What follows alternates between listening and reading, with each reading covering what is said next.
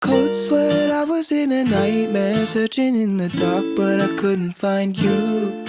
There were footsteps coming down the hallway, but when I turned around, it wasn't you. I was looking at myself, I couldn't see my face, but deep down I knew it was true. Shadows handed me a question: if I ever lost you, what would I do? What would I do? Do do do do. What would I do? Do do do do. Woke up from my premonition, I couldn't feel your warmth, I couldn't find you. So I flipped out, I ran into the kitchen, I found a little note saying I'll be back soon. Relief came with a little breath, with nothing else to do, I headed back to the room.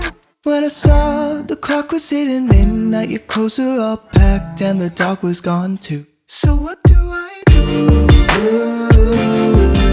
Do do do do. What do I do? Do do do do. Lucky me, it was only a dream within a dream. It gave me sight unseen, and suddenly I knew what was on